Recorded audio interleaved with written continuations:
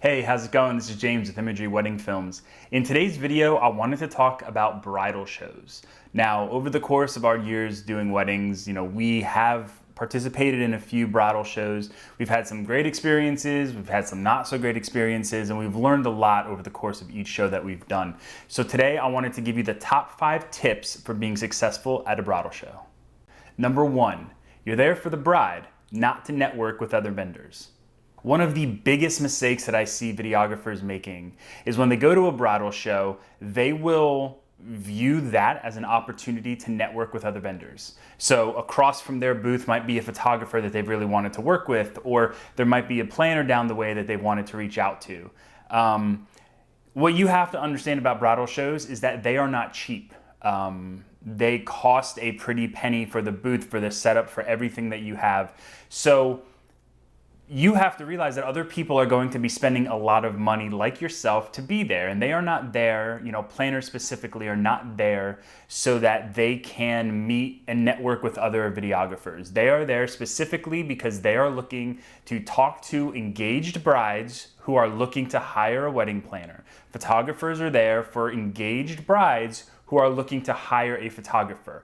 Every head that walks past their booth, to them, they see dollar signs. Those are leads. Those are potential bookings.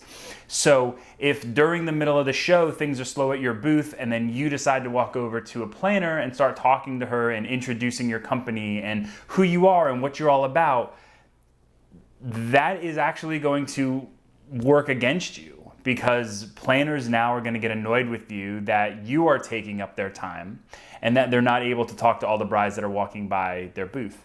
So if you want to network with a vendor, do it before the show even starts.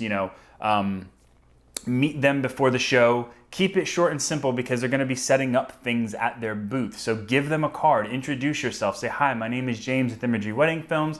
I'd love to work with you. Here's my card. Do you have a card? Let's go grab coffee. Have a great show, and I'll see you later. Short and sweet. They have your card. They know who you are. They technically met you, even if it was very quick, but you're not taking up any of their time and you're not taking them away from potential bookings. Number 2, brides don't care about your video. Now let me repeat that. Brides don't care about your video. They care about your video quality, but they don't care about your video. A lot of times videographers will put so much time into editing this perfect reel with vow snippets or toasts or letter readings or this really great music. But you have to understand that when you are showing your video, brides, for the most part, are not going to sit there and listen to your video. They're not going to watch a full 5 to 7 minute highlight. Brides are there because they want to meet as many vendors as possible. They want to meet as many photographers and videographers and planners and caterers as possible. And they want to get all the business cards together so they can go home and have options to look at.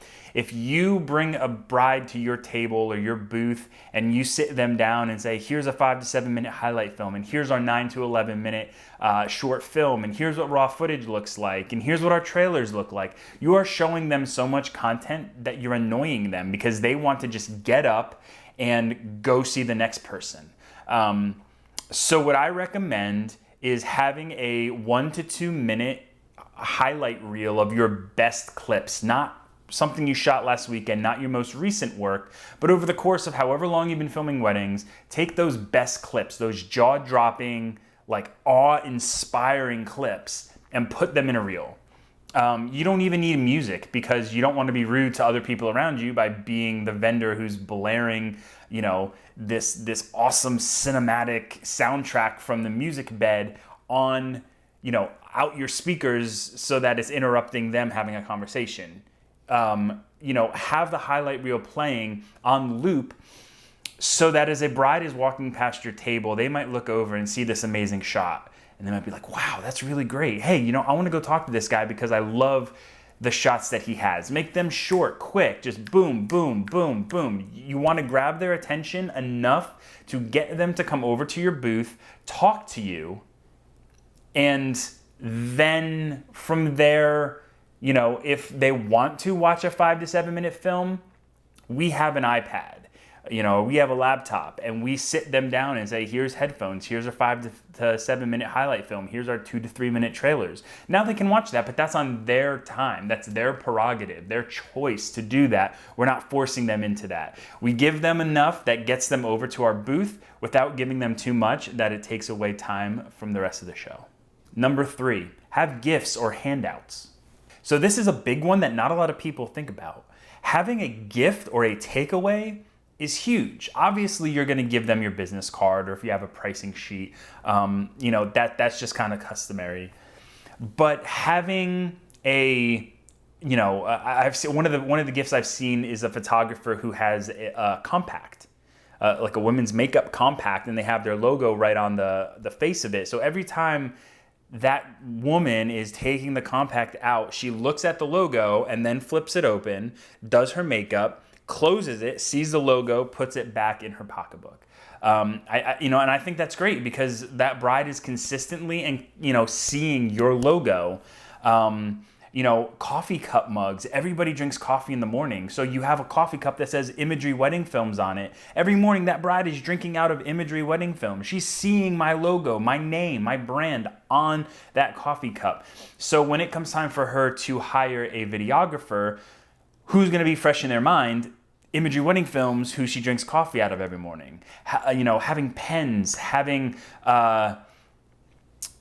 picture frames, whatever it is, and this is where you can really get creative. Whatever it is that a bride is going to use on a daily basis or a weekly basis that has your logo, your brand printed on it is great. She's going to see it, she's going to remember it, and when it comes time for her to hire that videographer, you are going to be one of the people that she's reaching out to. Number 4, offer free videos, but don't give discounts. So I see this a lot with videographers at bridal shows, is that they will offer promos or discounts and say, you get 20% off of your wedding package if you book with us in the next 30 days. I've always kind of been against giving away my time for free. So we have, like I'm sure many people do, a happy price, our base price, our price that says we will not leave the house for less than this amount. By offering up 20%, you are now giving away your time for free. So if your base price is $32.50 and offering up 20% to the bride, now you are giving them a $650 discount. So you are actually making $2,600 on that package instead of making your $32.50, which is your happy price. So I've always thought that the best way to go about that is not to give away discounts on the package, but give away either discounts or give away free edits on the back end. So we have an a la carte pricing system. Brides can add on raw footage, a ceremony edit, a reception edit, an edit of their toasts, whatever it is that they want, and that all has a price. So I'm okay giving a bride a 30 or 40% off your raw footage, or saying I will give you a free ceremony edit if you book with us within 30 days, $350 value. So now brides are seeing, ooh, I get to save money. He's giving me away something for free. I'm getting something for $350 that I don't have to pay for. Brides love discounts. They love being given things for free. They love when they are looking at the budget and seeing how much money they're spending. And if they can get something for free from you, they will do that. They will jump at that opportunity. So now you are getting them over to your booth. You are talking to them. You are hopefully getting them to book you within 30 days. But instead of booking them for $2,600 instead of $3,250, you are now booking them for $3,250, and you're just not making $350 additional dollars on top of that. Now, I'm okay with that. I'm okay not making $350 on a ceremony edit, but I am making $3,250 because I am booking them at my base rate. So if you're gonna give anything away, give away raw footage, give away ceremony edits or other additional edits that don't take up a lot of your time, like giving them a huge discount on your wedding package. Number 5, make sure you are getting their emails. So this is one of the biggest mistakes that we made when we first started out, is not getting their emails. We would talk to 50 to 100 brides at a show, and then we would come home and we would stare at an empty inbox and wonder why these 50 to 100 brides that we had great conversations with were not emailing us wanting to book us. And once we started getting their email, things totally changed, because now post-show, we were able to reach out to them, follow up with them, see how the show went.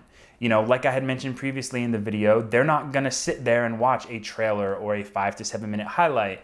But now that the show is done, they have all the time in the world that they can sit at their computer and they can watch all of your videos. So you can send them links showcasing the various film lengths that you offer. You can send them a video showing them, hey, this is what a ceremony edit looks like. This is what a raw footage, edit looks like. And then it kind of gives you that power where you can then control the conversation and hopefully keep the conversation going long enough that you can end up booking them. So thank you guys so much. I really hope that this has been helpful to you. Bridal shows can get very discouraging, especially if you're going in with the mindset that you are going to book 50 to 100 weddings and you're going to talk to 200 brides. I think when you go in with that realistic expectation that, hey, I might talk to 50 brides, and of those 50 brides, maybe I might book 1 or 2 weddings. Then you're going to learn to appreciate it more. Hopefully these tips that we have seen kind of be the 5 common pitfalls that videographers make, that we have made. Hopefully now you can use these to your benefit. You can be successful at shows and you can close a lot more weddings. So thanks again for watching this video, and we'll see you on the next one.